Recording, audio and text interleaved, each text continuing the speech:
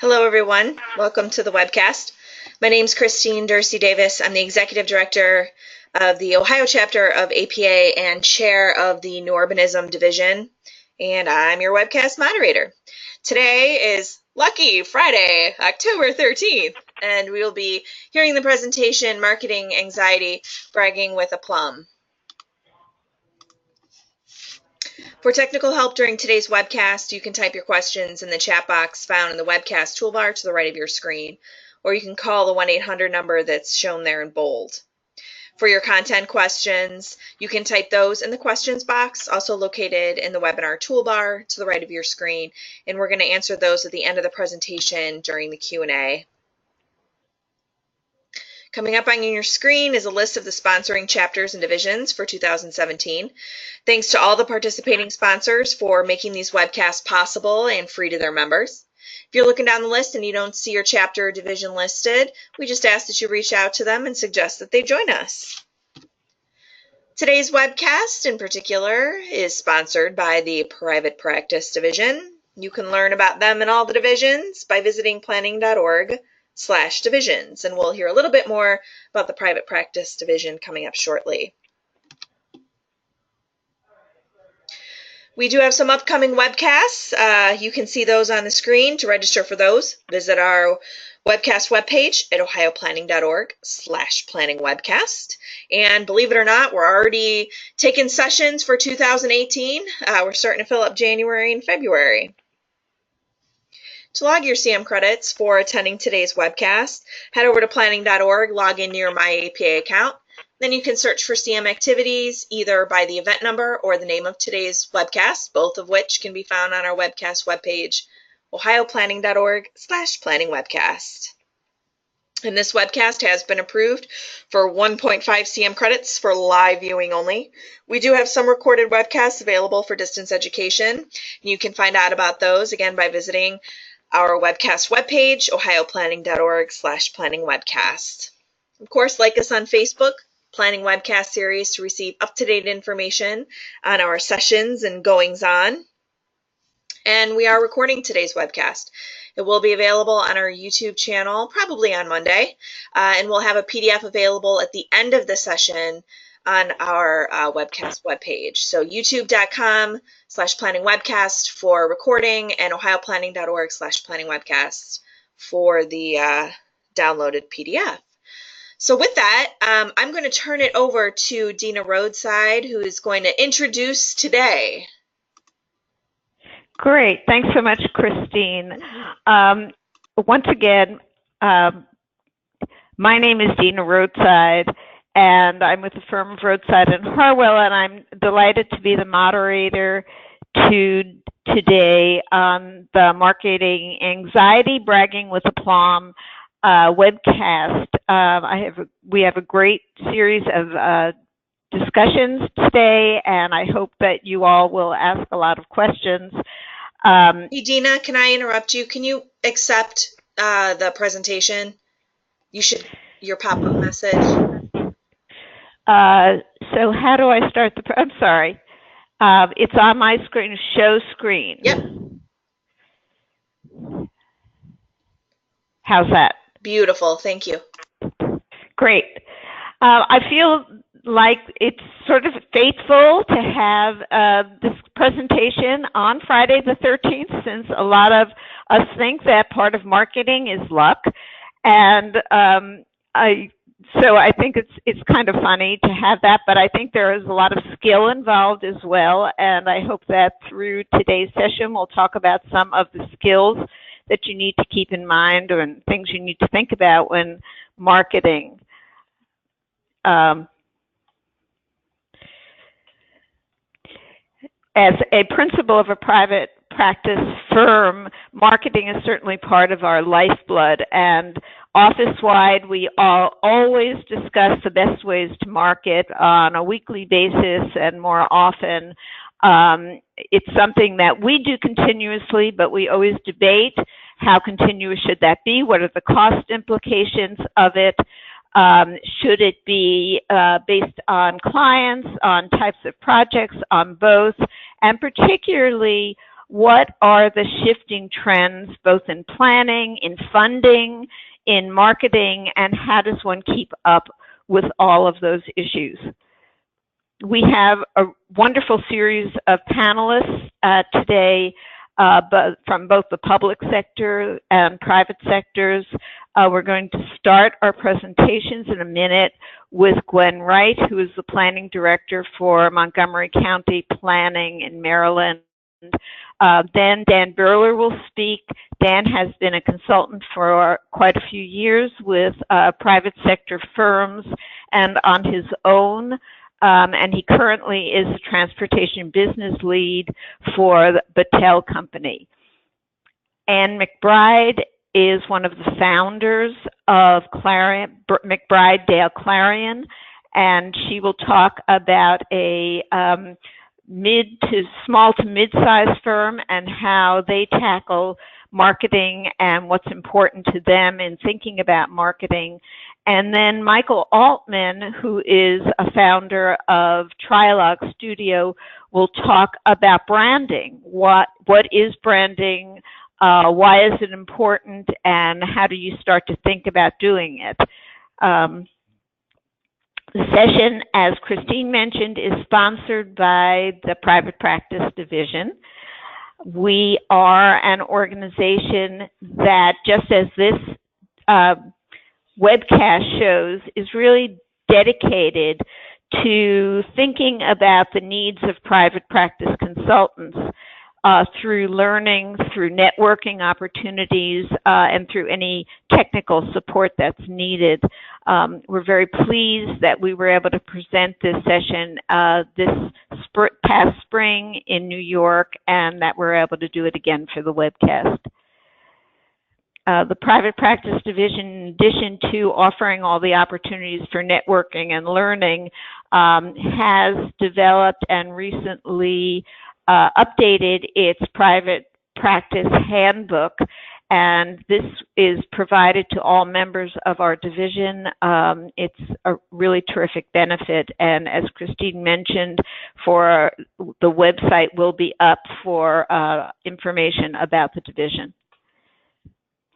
So today, now that we're finished with introductions, I would like to begin with Gwen Wright in terms of setting the stage for marketing, thinking about how does the private sector and a significant larger private sector employer of consultants think about consultants and the kinds of marketing that they think is effective and not all that effective. And from there, we will go on to the other three panelists to talk about their perspectives in marketing.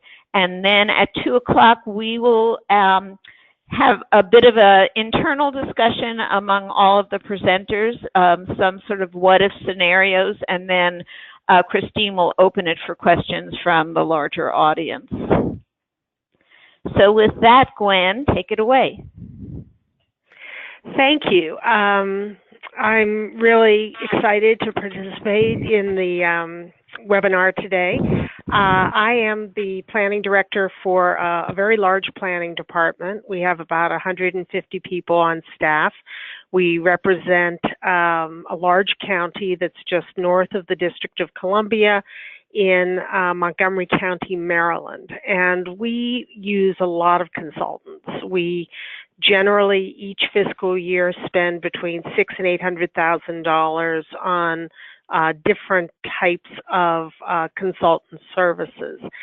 So it's fun to participate in this webinar to sort of talk about what we see from the other side of the table. You all are marketing, we're listening, and it's interesting as to what catches our eyes and ears and what we really think is helpful. And hopefully I can share some of that with you.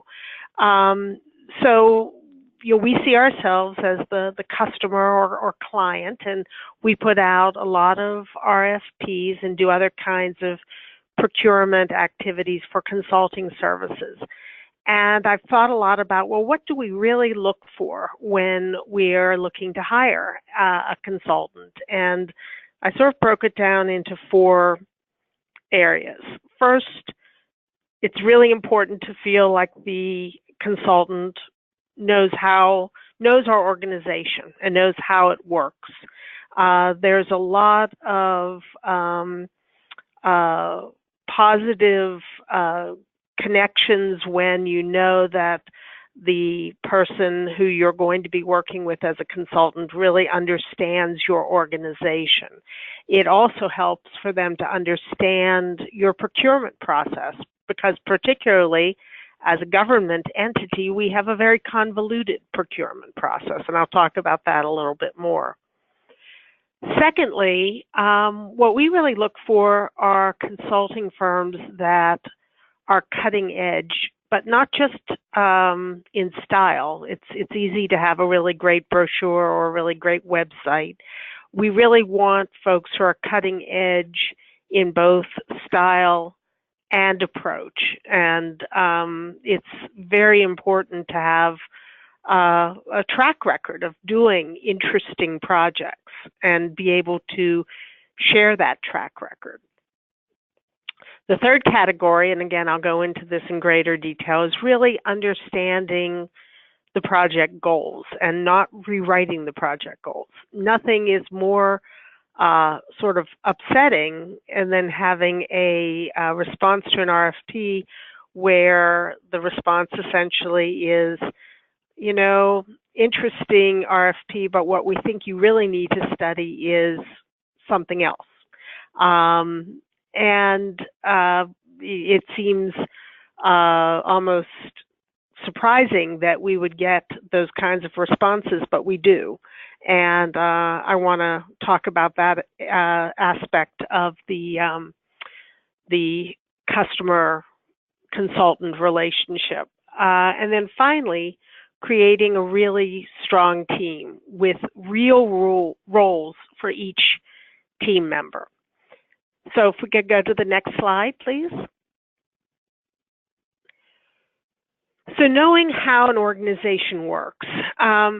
First of all, know the basics. Do your research. If you're going to market to particular jurisdictions, you really need to understand the issues in those jurisdictions. In Montgomery County, you know, we have over 1 million residents.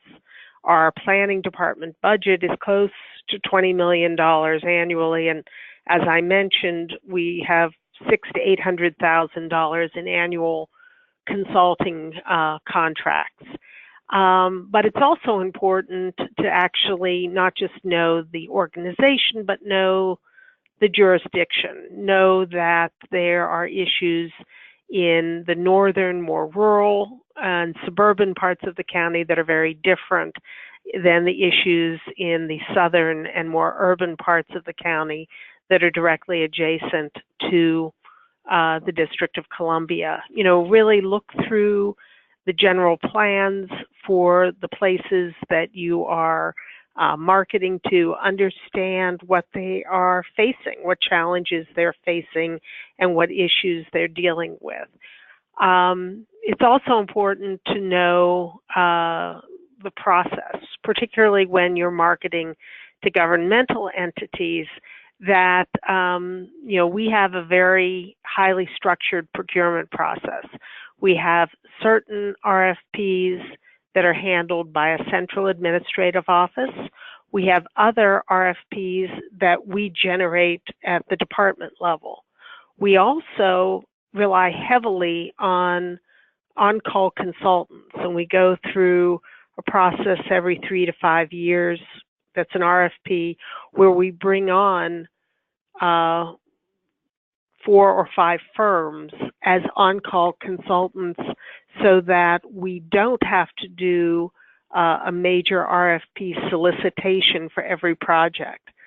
So if you want to work in Montgomery County, it's important to try to get in as an on-call consultant to participate in that RFP process that we do every 3 to 5 years to select on-call consultants. And if you aren't a selected on-call consultant. It's very important to know who are the selected on-call consultants and to go talk to them about whether they can use your services as subcontractors, because frequently the on-call consultants we have may be more generalists or experts in one area like landscape architecture, but they may want a subcontractor on economics, for example. So it's good to understand how to get in the door.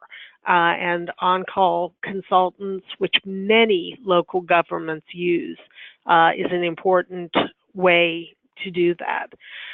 We also have the ability to write other governmental contracts. So if you're talking to us about services, please mention, that you have a existing valid contract with a nearby jurisdiction. In our case, the District of Columbia or another county in Maryland, and let us know that you have a contract. And if we wish to work with you, it's very easy for us to simply ride that contract rather than going through a very convoluted procurement process.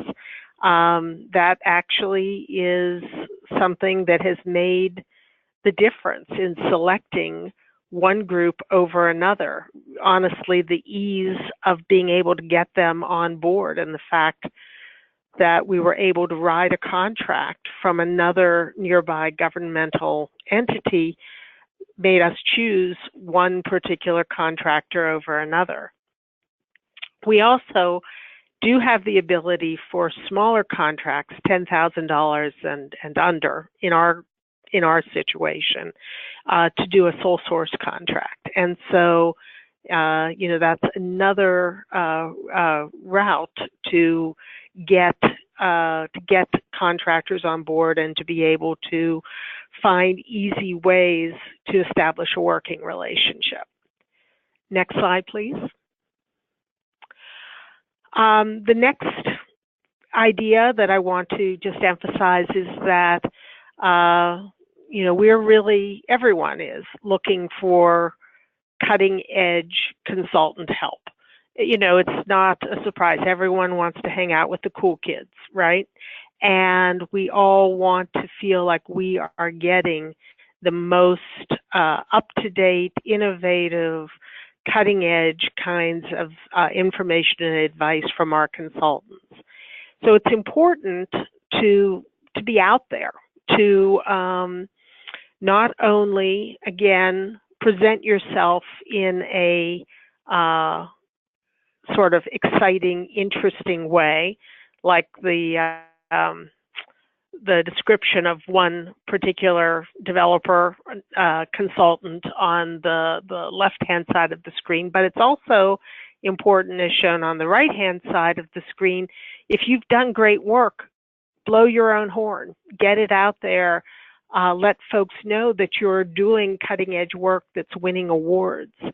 And it's important to use all media to get out there, social media, participating in conferences, both speaking and organizing sessions at conferences. I have been so impressed with folks who I've heard at conferences that I've then reached out and pursued them to say, we want you to participate and respond to an RFP we're doing, because I'm so excited about what I hear you saying at this conference that I want you to come and work in Montgomery County and tell us about your area of expertise.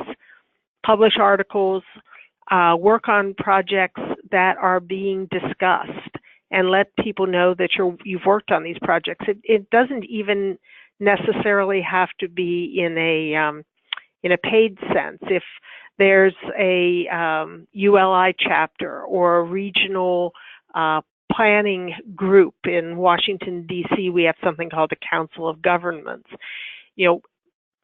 Participate in their events and activities on a pro bono basis to let folks know that you're out there, that you're interested, that you're looking at important topics that are happening in your region. And, it's a great way to make sure folks think of you as being a consultant who is on the cutting edge, who is someone they want to pull into their process. Next slide. It's very important to understand the project goals.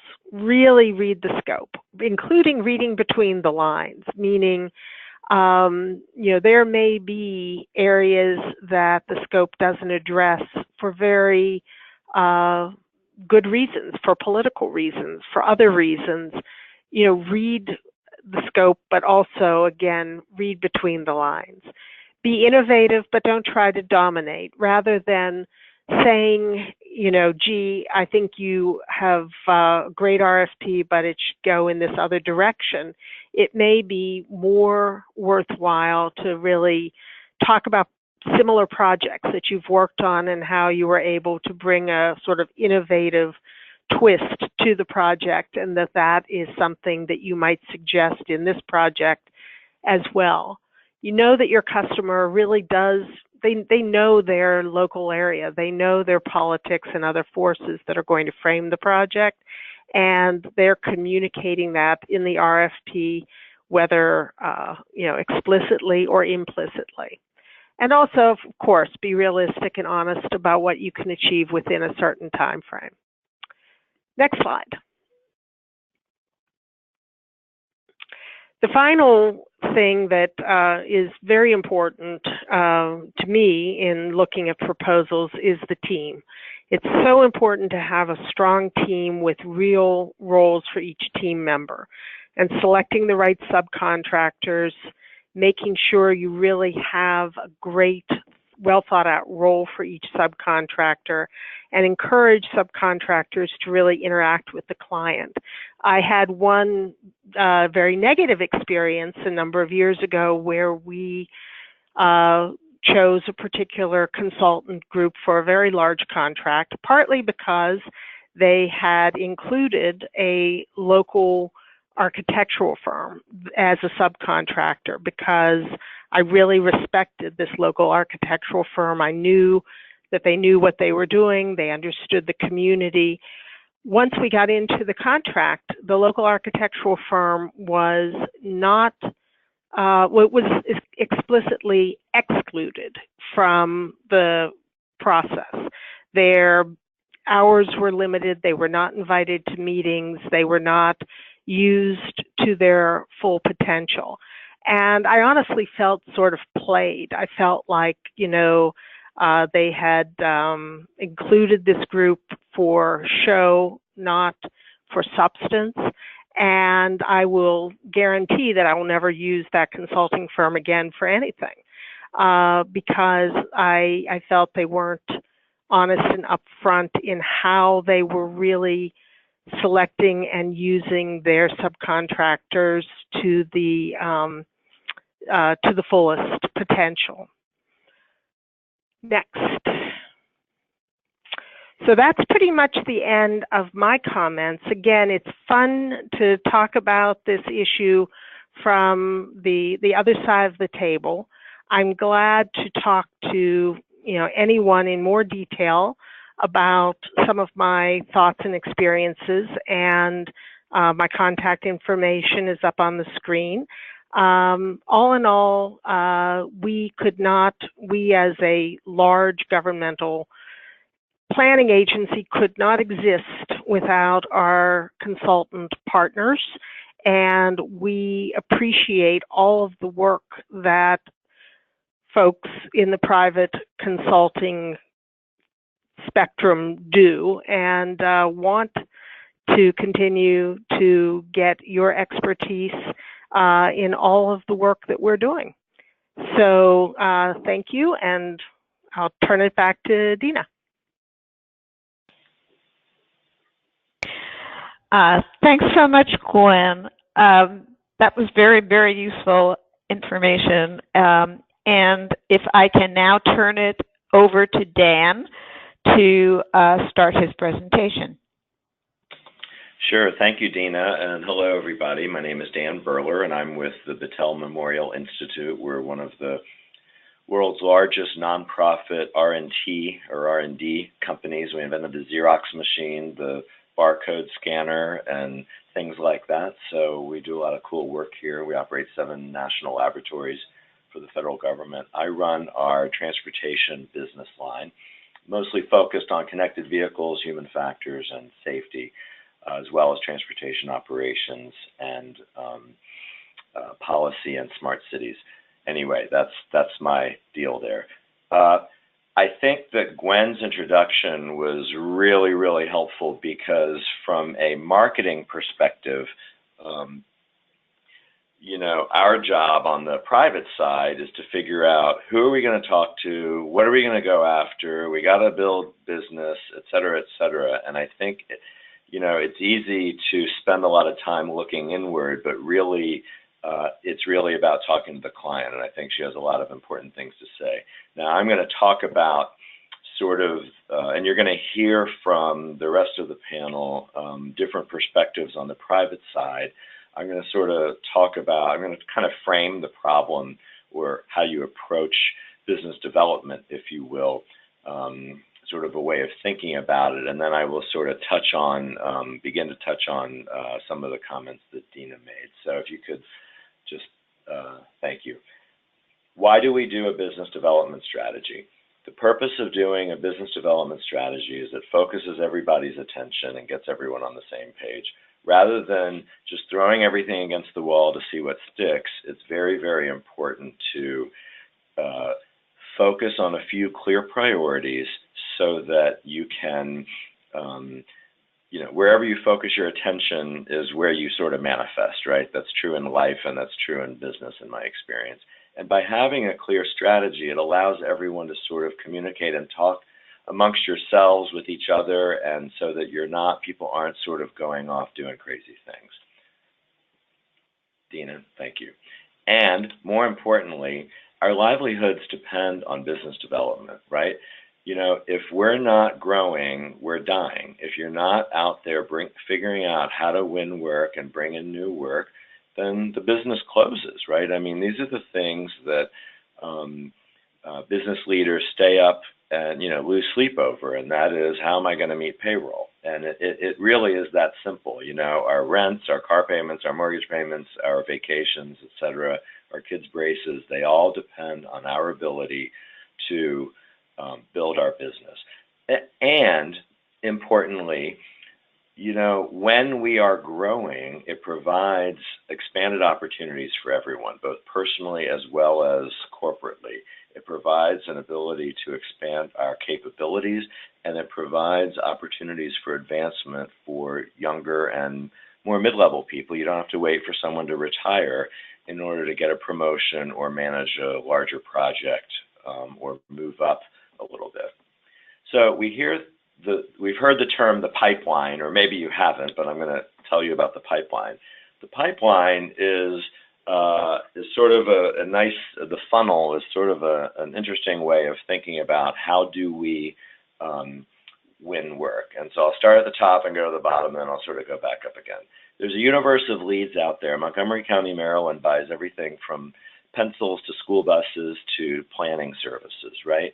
And so the question is, what is that universe that your firm is interested in? And then the next layer down, you sort of get your arms around that, and you find those leads of great interest that you're interested in learning more about, pursuing, talking to people, going and visiting people like Gwen, and deciding whether or not they then become, quote, a qualified lead. And that is something that you're willing to invest some time and money in. Not all of those leads do you end up submitting proposals on. And that might be for a variety of reasons. It might be because there's overhead caps in a particular state, or there's terms and conditions that you can't live with, or there are some other extenuating circumstances that you just decide, wow, we thought it was X, but really it's Y, it's not our thing, we're going to pass, right? So then you submit a bunch of proposals, and you don't win every proposal, right? You win a subset of those proposals, which is great. And then from wins, you get what we call sales, because just because you win something, I'm sure several of you have the experience of winning something but not actually, quote, booking it. Until it's a contract, it doesn't count, right? So you can be notified that you won, but until you actually have a contract and the spigot is turned on, you really have nothing. And ultimately, all of that results in revenue or some other type of measure that you're tracking, whether it's profit or growing headcount or what have you, but typically it's revenue. So Dina, if you could just press the button. So let's say your goal is $1 million of revenue this year, then you're going to need to do at least 1.2 times to that. They call that the book to burn ratio. So your goal is to have a sales of 1.2 million. And so what does that mean? Maybe winning 1.4, because like I said, you don't always book everything that you win.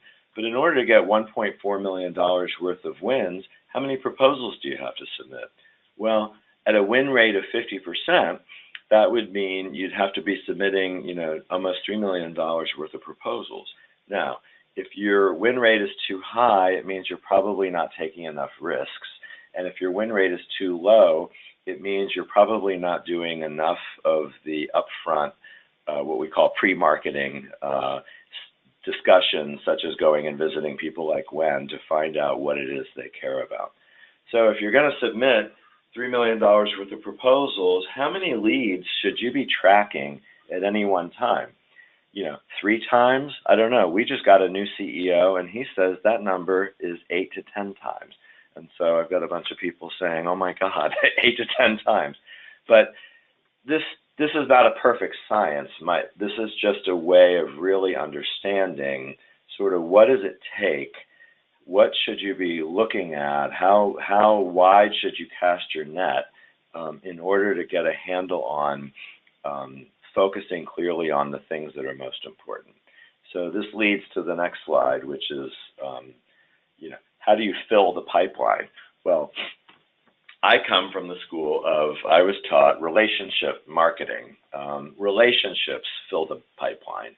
When you talk to people, when you're doing good work for people, when you already have the relationships, when, as Gwen said, when you're out there on social media or what have you, or in some other fashion seen as a leader in the field, whether it's through APA or TRB and in the transportation world or what have you, there's a way to sort of, you get to know people over the years. And so you fill the pipeline through deep relationships because people say, hey, I've got this coming up, I've got that coming up, and that's how you sort of add it to the list.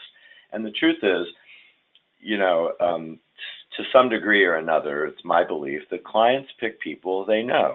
And as Gwen said, they certainly pick people they trust, or they don't pick people they don't trust, right? And so it's very important that that you have these relationships, because it's been my experience that 9 times out of 10, you can be more expensive and not as good, but the client will pick you over someone else because they know you, because they know that you'll deliver for them, right?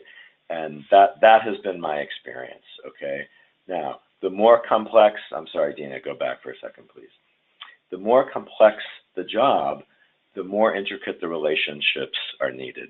That means that it's one thing if I'm just working with Gwen, but there's probably a whole team of people, and if it's a really complicated project, there are probably a lot of people that I should be talking to get their perspectives, right?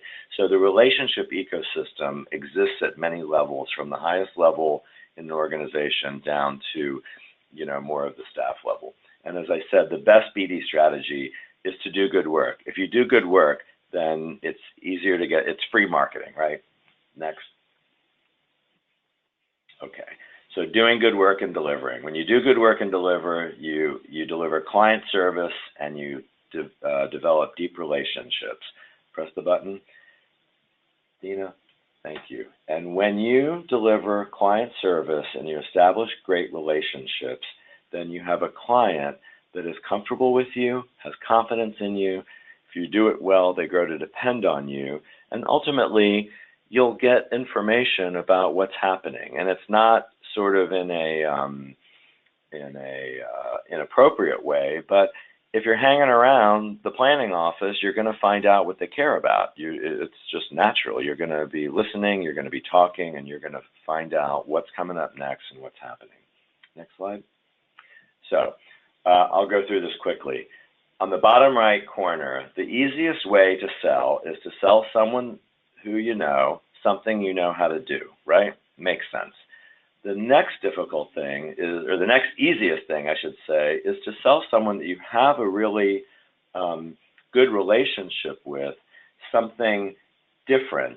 I may be going in the wrong direction, sorry. Existing customers, existing services, top right, that's the easiest thing to do. Underneath that, it's easier to sell someone who knows you something you may not have already done for them, but you may have done somewhere else, and you can say, hey, I did this somewhere else. This may interest you, right? And Gwen was sort of alluding to that. On the upper left-hand corner, it's more difficult to go to a new customer and create a new customer. Again, these existing services, you're selling them something you know how to do, but they don't know you. This often requires the most amount of energy and investment up front, because you're basically saying, hey, we know how to do this. We know we can help them, but they don't really know us. And it's going to take a year or two of going in and getting in front of these people and establishing the relationship so that they will become willing to take a chance on us, right? So that's where most of the investment usually takes place. And then if you press the button, Dina, you know, don't ever try and sell someone you don't know something you don't know how to do.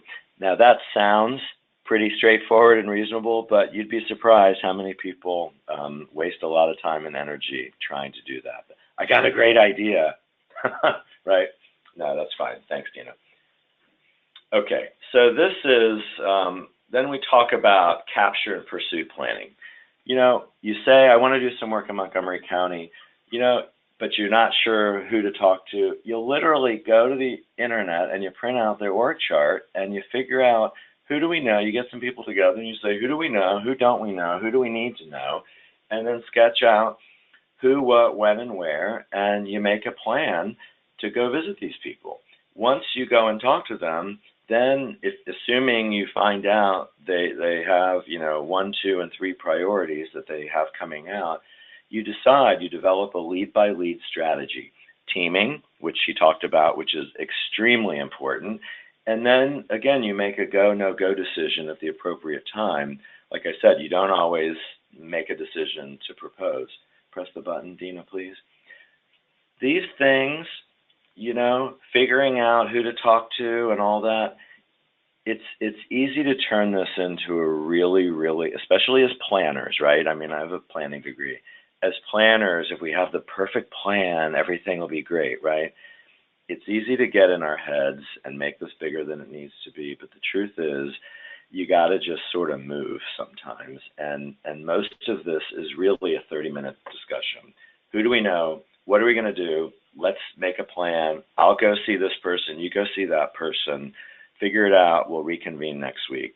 It's really, I'm making it sound more simple than it is, but it's very easy to overcomplicate, and I would suggest always not doing that. Next slide. I'm almost done. So, in summary, you know, our livelihoods depend on really paying attention to what you're doing and focusing on priorities. And I believe that a good strategy allows everyone to talk about and know about what they're supposed to be doing, how they fit, and making sure that people are not doing the wrong things. Again, relationships are what fill that pipeline. And capture planning and execution does not have to be hard. We can make it really hard, but it doesn't have to be. But it does have to get done, and it requires regular meetings of the core group of people on a usually every 2 weeks, certainly no less than once a month discussion. And once you develop a lead and you're tracking a lead specifically and it's getting close, then typically that could be weekly or even daily if you need to. And finally, I would just close with the idea of no heroics. You know, a lot of people think that, you know, business development has to rely on one person or it rests on one person. but it can't. There's no way that one person can be responsible. And the risk of assuming that it relies on one person is if that one person leaves, then you're left in the lurch and you've got nobody who knows what to do. So it really is steady, it's ongoing, and it's methodical, and that is my take on business development. Thank you very much. Thanks, Dan. Moving on, how do smaller planning firms and private practice firms in particular do marketing, and what do they consider important? I'm going to turn this over to Anne McBride from Clarion, McBride, Dale, Clarion, to talk about that. Anne? Hi, I'm Anne McBride. Dina, don't worry about the name. You should see the different mail we get. Dale McBride, we get it for Dale Clarion, we get it for Clarion McBride. So anyway, it's all good. If we could get to the next slide, though. McBride Dale Clarion isn't a huge firm. We're probably not the name on everybody's planning lips, but we're located in Cincinnati, Ohio. We have 7 full-time planners and a number of co-ops, mostly from the University of Cincinnati, that come through the firm. And most of our planners, which is kind of interesting, are in their maybe mid to late 30s, early 40s, and so forth, and have never worked for anybody else. They've co-opted for us. They've come to work for us right out of school, and they're still with us. So we're really proud of that. The firm does a variety of work. We do public sector work, which encompasses, comprehensive plans, regional plans, updates to zoning codes, and so forth. But we also do a lot of work for the private sector.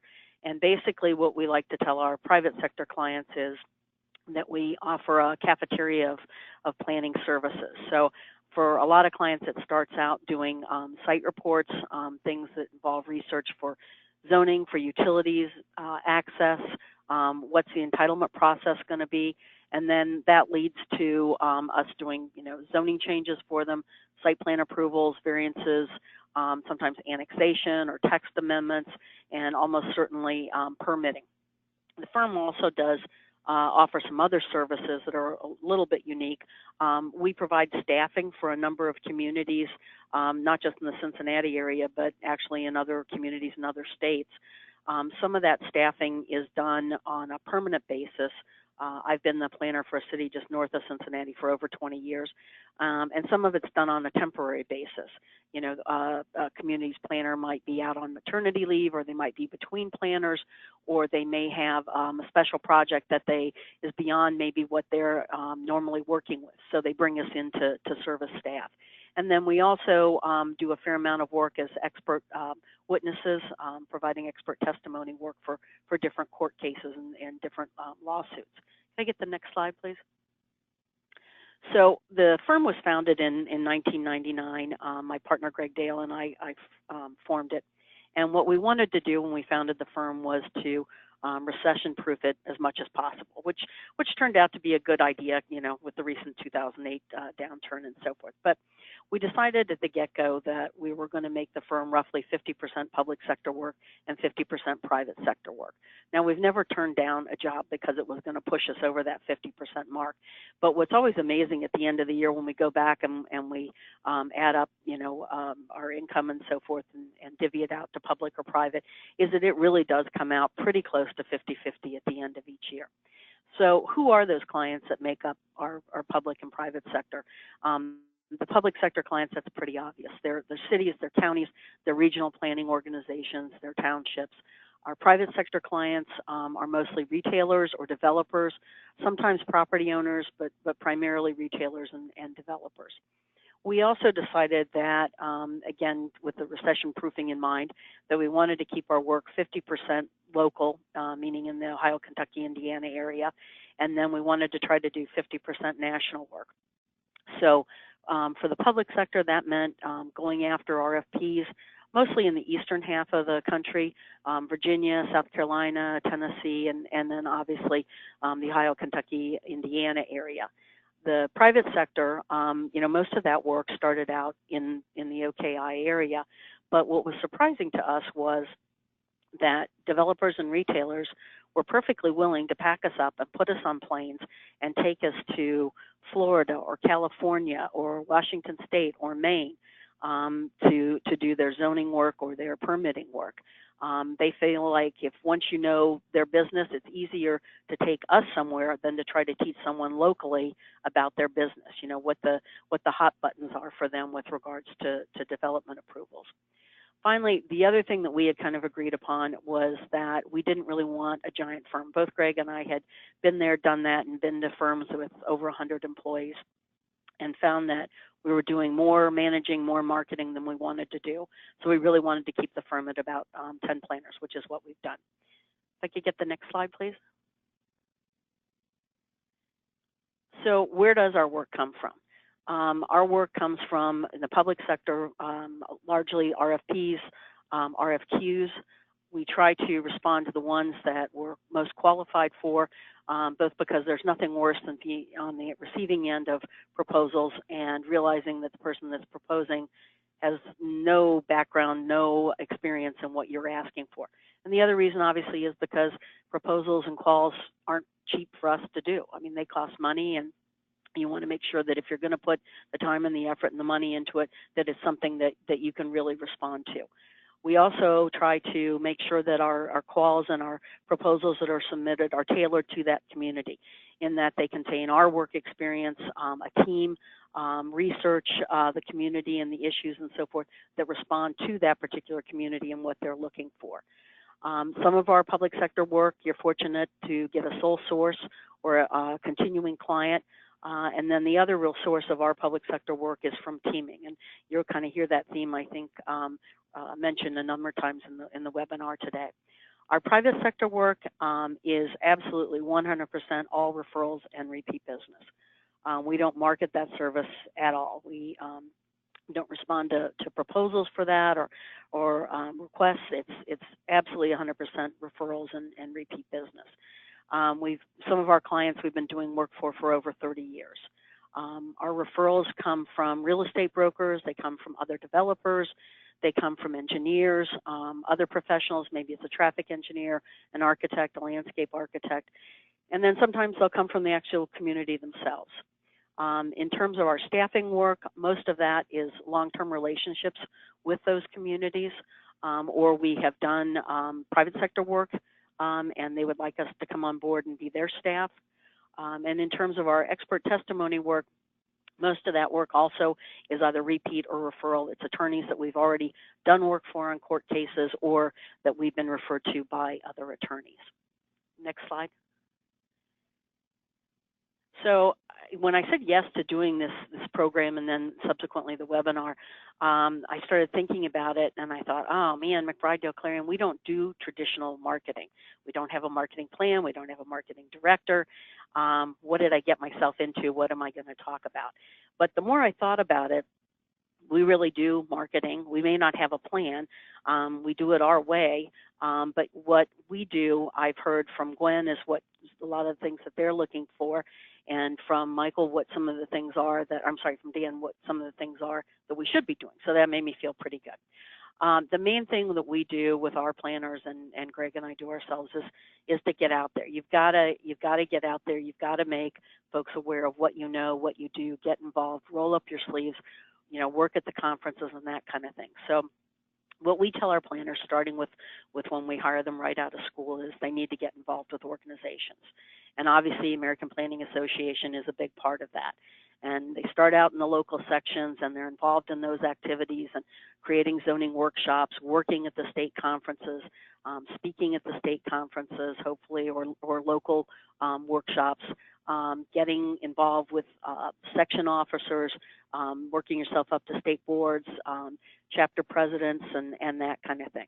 There are other organizations, too, that we found are very, very beneficial in getting involved with in terms of involving the firm, such as CREW, which is the Commercial Real Estate Women's Organization, ICSC, municipal organizations, and then other kind of related organizations that you may or may not think about, places like the Bar Association or the Board of Realtors or the Chamber of Commerce. Those folks are always kind of interested in what we as planners are thinking and have to say, and will frequently ask you to, maybe write a newsletter article or come speak as a part of a panel or whatever. But the key to all of that is to be active. And to continue that theme on, then we really encourage folks to write. If any of you have ever been a newsletter editor, you know that you are always looking for something to, and I don't want to say fill space, but something interesting to put into that newsletter. So, we do a lot of chapter newsletter writing, PSA reports, Planning Magazine articles. Sometimes there's a local paper like a Business Courier here in Cincinnati that you can get an article in.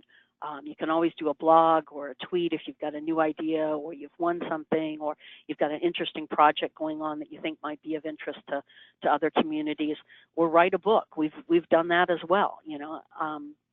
The other things I would talk about in terms of getting out there would be to volunteer. If you have a planning university near your office, offer to speak at a class or teach a class as an adjunct professor, or mentor students. Those students are going to end up somewhere at some point in time. Someday they're going to be a planning director or a project manager or whatever it is. And if you offer to help review one of their resumes or to do a trial interview or something with them or offer them career advice, folks remember that. And then lastly is your community, to participate in your community in terms of serving on the Planning Commission, a Board of Zoning Appeals, a Zoning Commission, or to get involved on committees that might be formed with regards to comprehensive plan updates or zoning code updates for your community, or simply get out and get involved in World Town Planning Day and go to a community that isn't yours, but get involved with that and offer your services. Next slide, please. And I think the biggest tool, and I've heard that said earlier today on the webinar, is doing good work. I mean, hands down, that is absolutely our best marketing tool, whether it's public sector or private sector.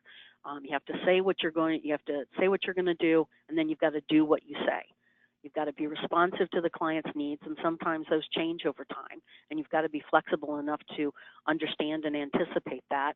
You need to complete the work on time. You need to complete the work on budget, and hopefully out of all of that, you're going to develop a relationship with the client that's going to carry you on into additional work, or at the very least, a really good reference for another project. So with that, I will turn it back over to Dina.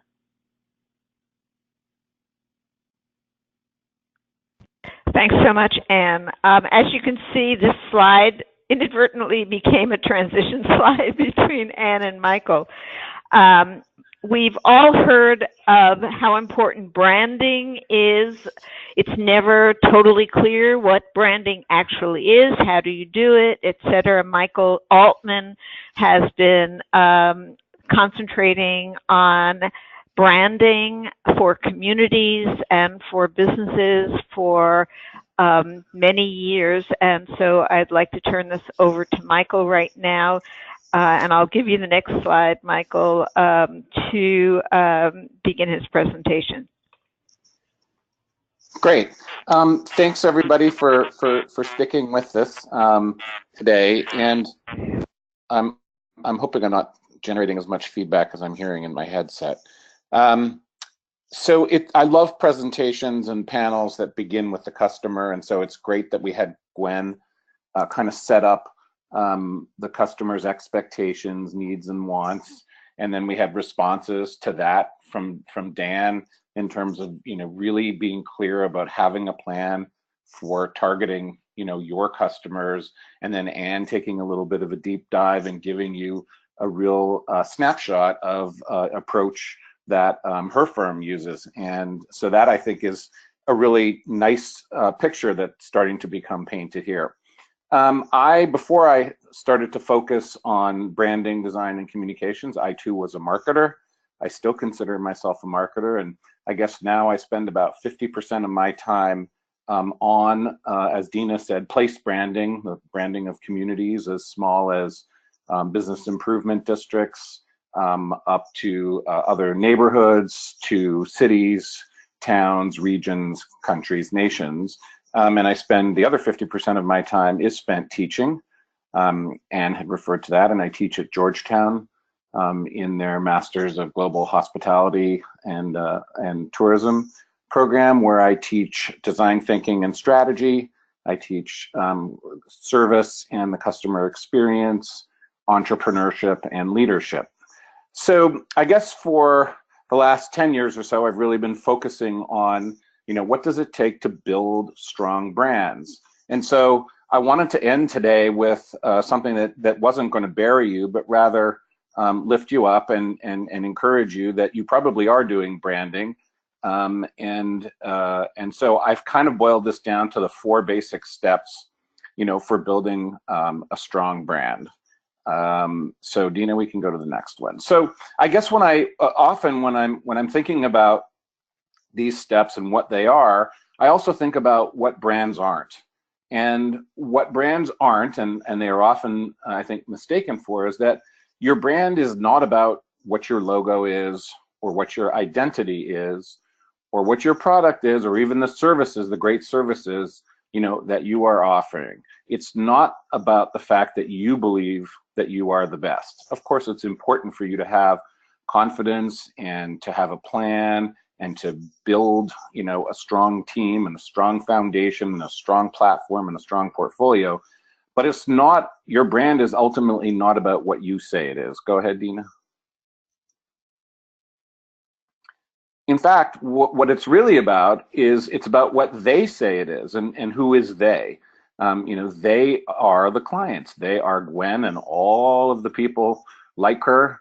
And those people might have very different kinds of opinions about you and your people, your product, your service, your reputation. And some of them might love you, and some of them think you're awesome, and some of them are not sure, and some of them, get it, and some of them don't.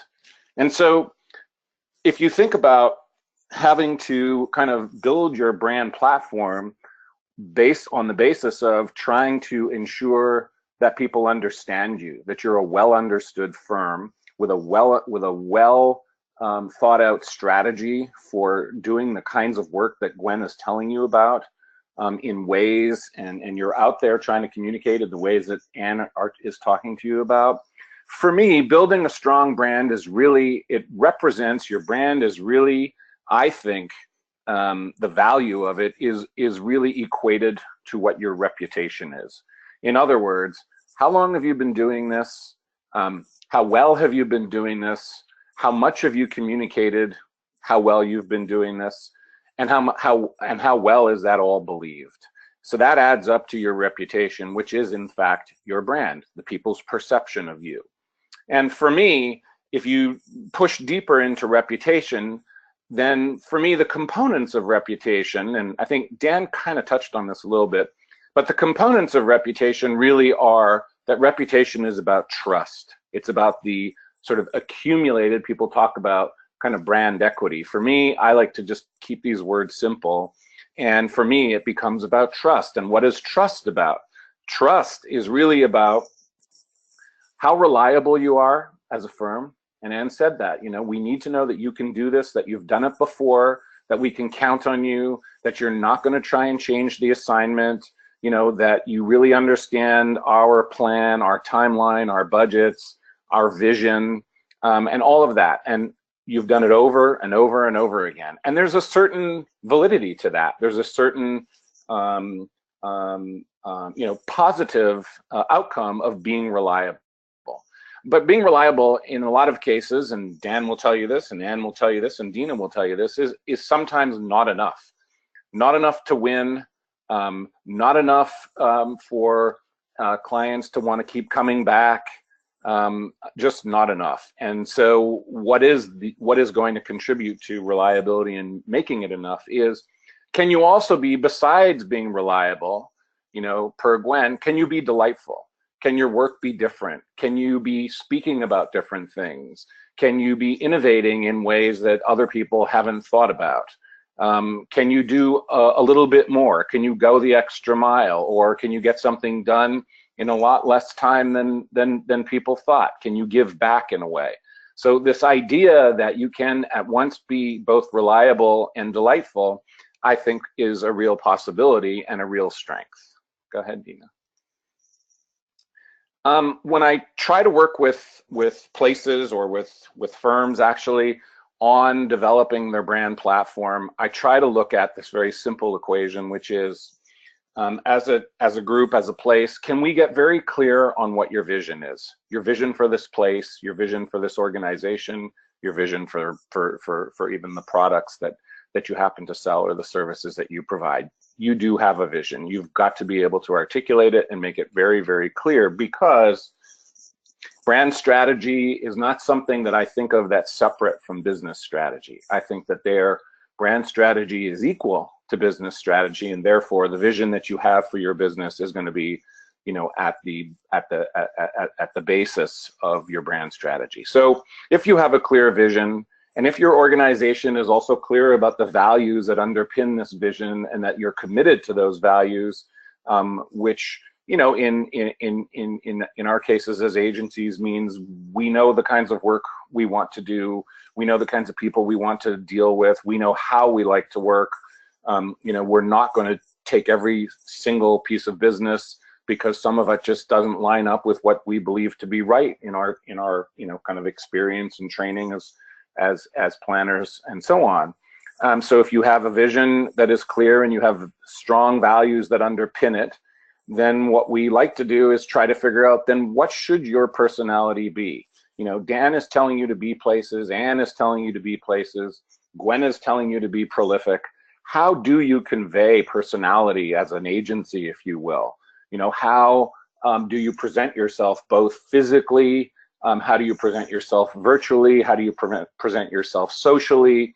There's so many channels that are open now between us and the clients. I think it's important that you kind of develop a set of characteristics or personality attributes, if you will, and really try to figure out how you drive behavior and have those personality attributes, you know, obvious and consistent. And all of that, if you kind of line all of that up, then you will have a story that is compelling, that can drive any business development plan or any set of marketing activities. And also, you know, once you kind of develop this brand strategy, if you will, what I like to do is kind of take our clients back a step and say, let's just make sure before we lock onto this and perhaps have some design firm develop a logo for us or taglines or whatever it happens to be against this strategy, we sort of subject the whole thing to a filter, kind of a 4-point filter that says, you know, as I said before, is our brand strategy aligned with our business strategy and where we're going as a firm? Is our brand strategy believable? You know, is it something that people would find suspect for some reason, that we're doing certain kinds of work that we're not really known for or qualified for or something like that? And also, is our brand strategy relevant at the moment? Will people care about it? You know, is it of the moment, as Gwen says? Can we show that we are really plugged in ways that clients are finding really important? And probably most important, is our strategy, our story, distinctive? Next slide, please, Dina. And why do I say that? Because I guess I'd ask you, and when I present this in person, I often ask our audience, you know, what do you see to the bottom right of the screen? What's the first thing you notice? And most people will say, you know, they see the red dot. And I guess I would ask you, you know, why do you see the red dot? Go ahead, Dina. The reason you see the red dot is because, you know, with so much media and so much media coming at us visually and otherwise all the time, our brains are starting to become rewired or hardwired, if you will, to notice only what's different. And so to the extent that our story, that our brand strategy, our value proposition, if you will, can be distinctive and different in some way because there will be something that you do or something that you believe in or something that you say that will make you different from everyone else who's also trying to say it, because otherwise Dan wouldn't be so amped up about how much we're going to have to pitch in order to bring home a certain amount of business. We're going to have to prove that our approach is distinctive, different, and the right one. So that in kind of short order, I think that's the last one, right, Dina? Is there another slide? Yes, it is. Okay. So in short order, that's kind of our map. We do these maps as part of our organizational cartography practice. My partner specializes in these kind of maps and storytelling.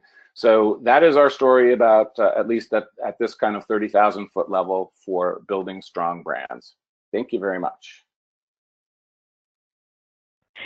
Thank you, Michael. I wanted to have our discussion begin now. I thought I would ask one question of everybody on the team. So Christine, I guess if you could unmute everybody, or if everybody can unmute there from the team. And then Christine, I will turn it over to you to open it up for questions from the audience. That works. Perfect. So the first question to the panel is following on Michael's presentation. I know that a lot of us are grappling with how quickly communication changes and influences people in this social communication world that we're in now.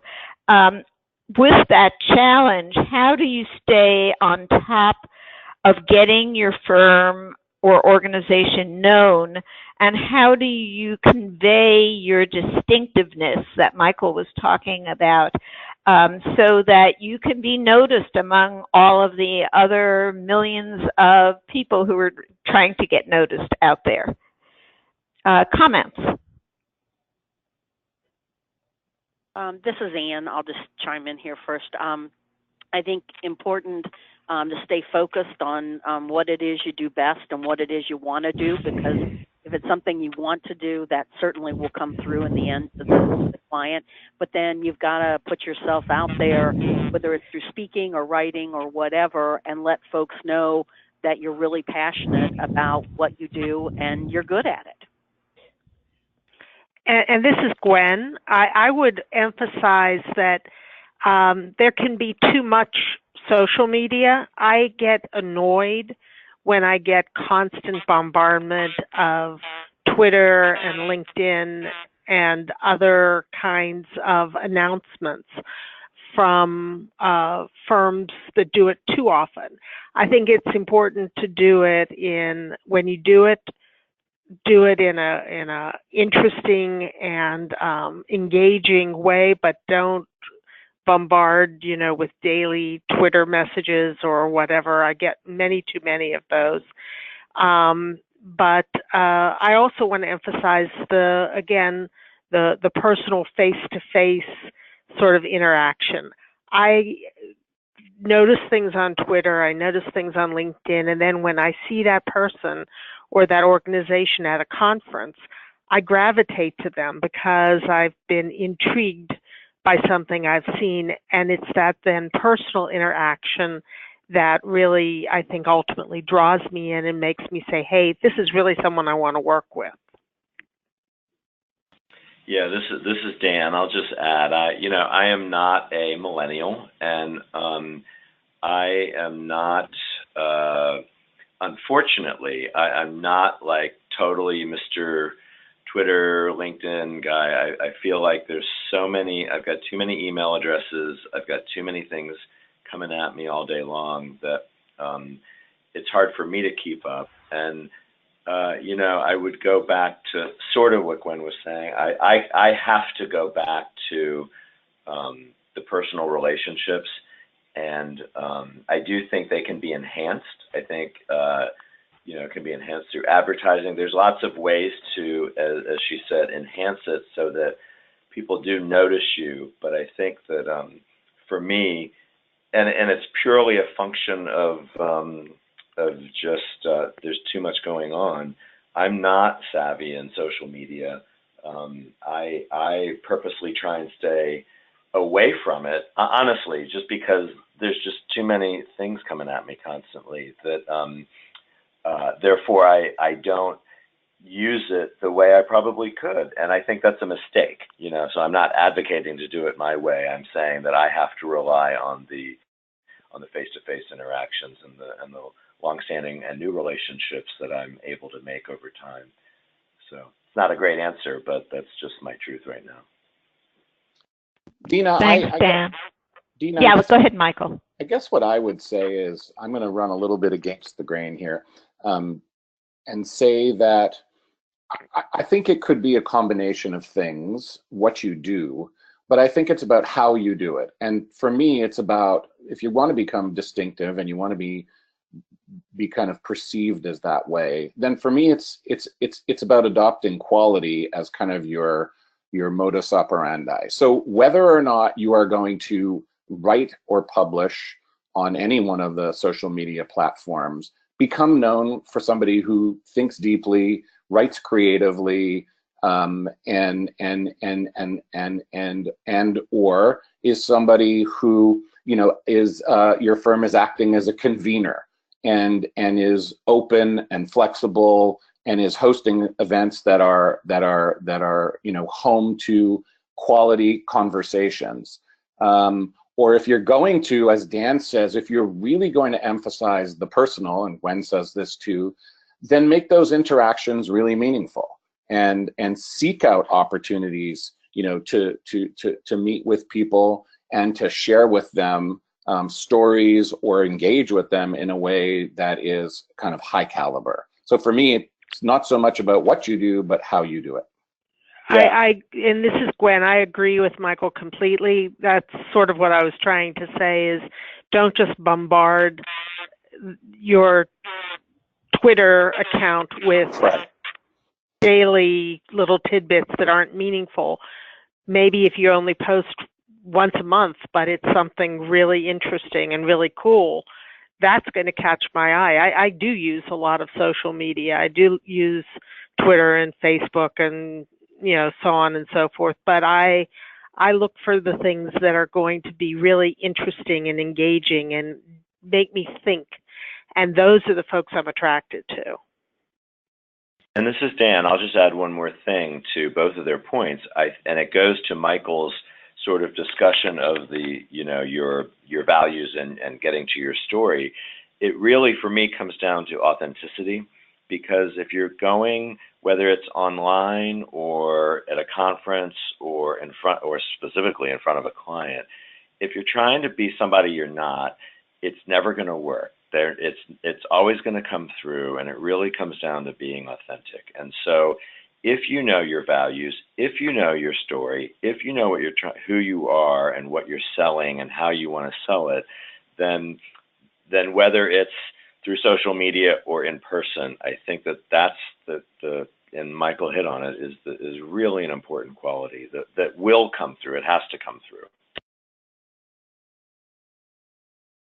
Thank you, everyone. I wanted to open it now to our audience and take any questions through Christine. Okay. Yep, we have questions coming in. Okay, first question. This one, I guess, is, well, it could be for anyone, I guess. Working for both public and private sector, do you find that there are conflicts created by working for both? Let's start in particular with Anne. Yeah, there could be. Our firm tries to be very careful about that. We don't do private sector work in communities that we're doing public sector work in.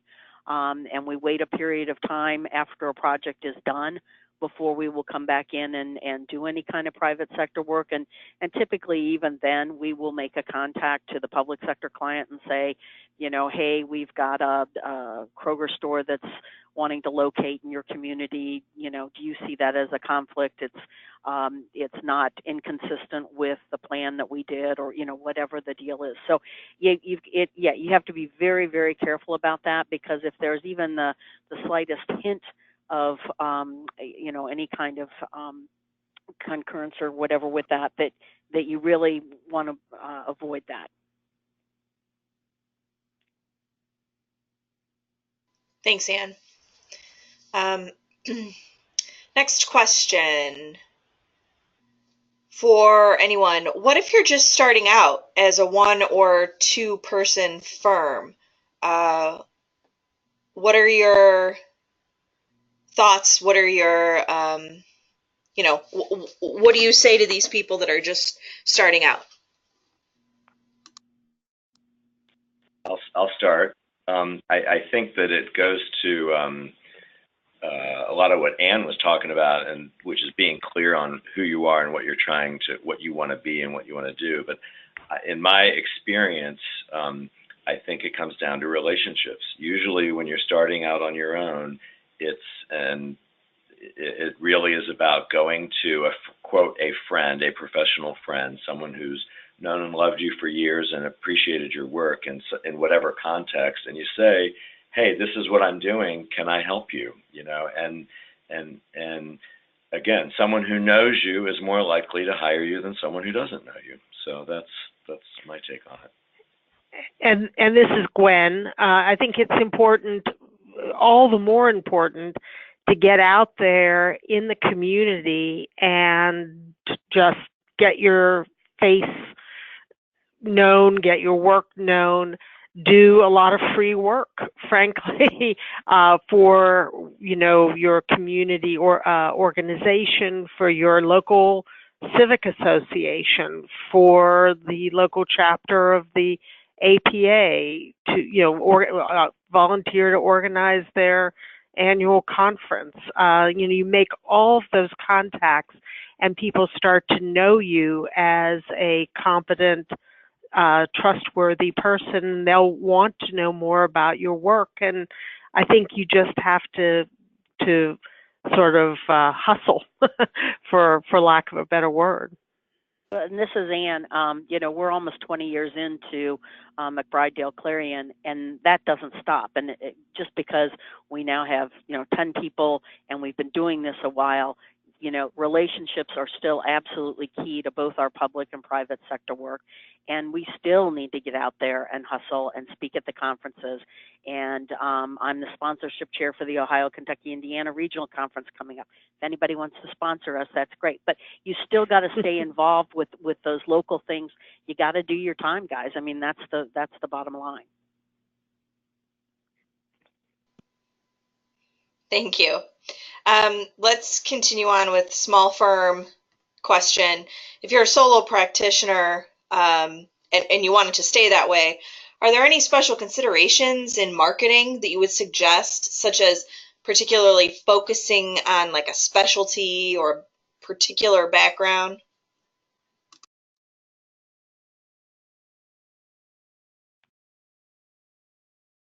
I think, this is Anne, I think that it would be hard to do a lot of private sector work if you are a sole practitioner, mainly because of the number of conflicts that come up, and not necessarily private work sector conflicts, but meeting conflicts. Because if you're a zoning consultant, you don't, it's not like being a public sector planner where, the second Tuesday of every month you have planning commission. But you may be the second Tuesday of the month, you may need to be at XYZ city, and you need to be before the ABC county commissioners that same night. So it's hard. I mean, I think you really have to kind of be selective and look at the work you're doing to make sure that you have the time and the dedication to develop to each specific client and project.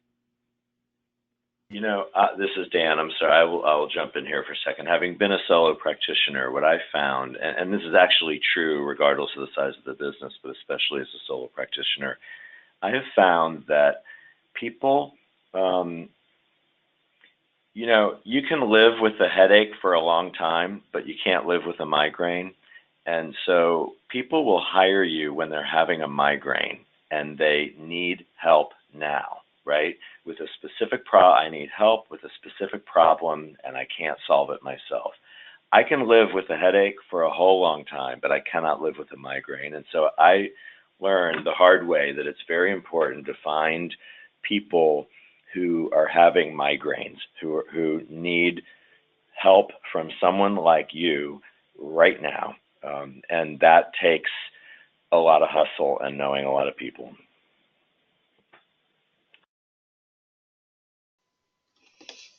Thank you. That's a good point.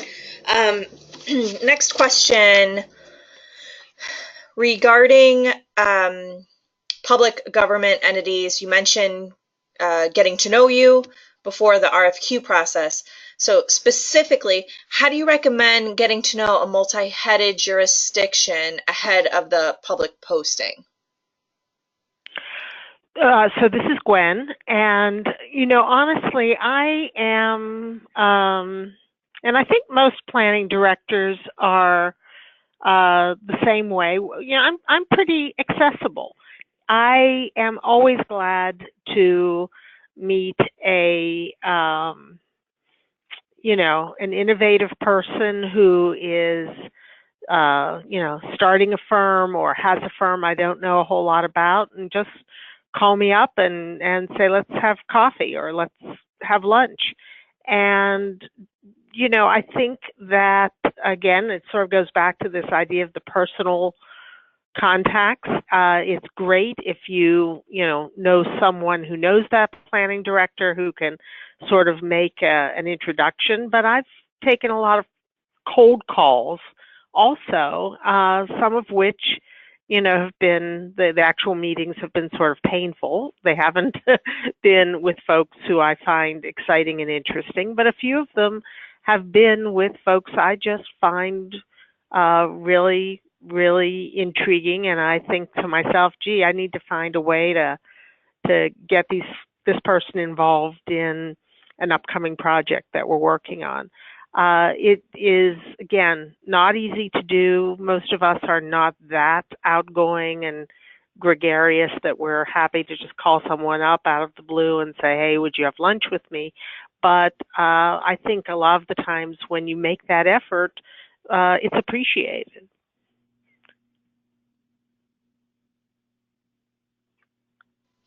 Thank you. Hey, Dina, do you want to ask another one of your questions? I wanted to add to a couple of questions, to responses, that I think that you need to also establish, even if you're a small firm, particularly if you're a new firm, you need to establish a presence that is online as well. For instance, we as a firm are always looking for people to bring on to teams with given specialties, and often when I hear about somebody, the first thing I do is I go to see if there's a website. And even if it's a short website, it should be something that's informative and clear and compelling, so that I understand a bit about what you do and some of the projects that you've worked on. I think it's a good way to start getting your presence onto some social media as well. I think that one can do that in a fairly straightforward way, even if it's through Instagram or whatever. I think that just being able to float your name and your presence out there is really important. And this is Gwen again. I agree completely. It's really important to have a good website and a good LinkedIn profile. Don't spend any money on fancy business cards and brochures. That would be my advice. I really don't. I have gotten some really clever paper marketing items, but I look at them for about 2 minutes and then they go in the trash can. Spend your time on creating a really interesting website, and that will serve you well. And I'm gonna go one step further and say, this is Ann. We don't have glossy marketing products mailed to Gwen, and we're one of those firms that has just a one-page website. Maybe we should do more, but right now the one-page website has worked for us, and so I think maybe you have to stay open to a little bit, some different ideas.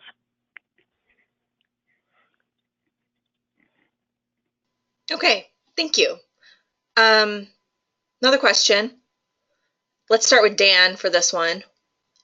For like a senior VP, is there a rule of thumb for the total percent of time that you should spend on business development activities and the percent of time that should be spent on pre-marketing, relationship visits, and talking to potential clients? Wow. You can always pass the buck if you need to. Right. Well, it's a good question. I don't know that I have a rule of thumb. So I mean, I guess it depends on what your job is. You know what I mean? If your job is just purely business development, depending on the size of the firm, also, then it's sort of 100% of the time. But I mean, I probably spend about I lead a business line, so I'm also sort of have some admin and leadership duties as well as BD. But I mean, I think I probably spend 70% of my time worrying about business development, but not necessarily 70% of my time doing business development. Okay. Yeah, but I do spend a lot of my time trying to make sure that other people are focusing on business development, right? Yeah, I think, I learned as a young engineer, working for Loudoun County, Virginia many years ago, to spend more than 50% of your time in the field. And at that time, it was sort of storm drainage and transportation and engineering.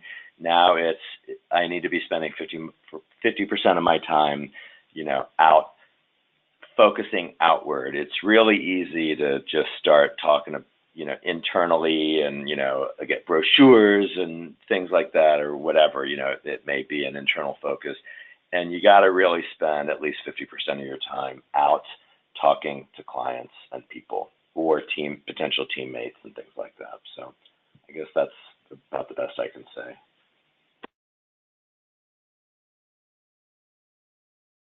Okay. Anyone else have any comments on that? All right. I think we have time for one more question. Dina, do you want to run one of yours again? Excuse me? I'm sorry, I didn't hear you, Christine. Do you want to run one of your questions? I think we have time for one more. Oh, sure. I'd be happy to. So, how do you move toward building a relationship, a new relationship, particularly one that will assure you that the first thing you're doing is building trust between yourselves and your new potential clients? What do you think the best way is to start moving toward an understanding with a client that can help build trust? This is Ann. I think the number one thing to do is to listen to them and show that you're listening to them, and to work with them to develop a quality work program that's going to produce what they're looking for within their budget. Great. Any others? Yeah, this is Dan. Yeah, Dina. Go ahead, Michael. I'm sorry. Go ahead, Dan.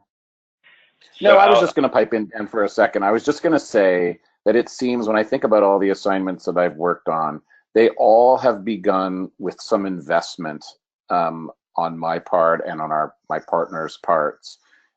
In as Ann said, conversation that's designed to help really clarify the why, right? Why is this the work that you're trying to do important?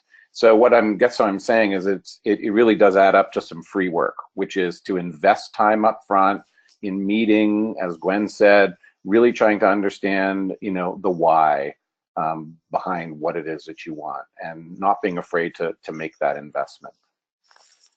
Yeah, I would add that I think from a real practical standpoint, I think it can be as simple as working with people to plan a meeting or a conference or something like that. There's somebody that I want to get to know, and I know he or she is on the conference planning committee or something, and it's an easy way to just be around somebody. I mean, it really is. First, you got to start by just getting in proximity, right? And then working, whether it's volunteering or doing free work or what have you. I think there's some real practical ways just to slowly establish relationships with people that are trusting.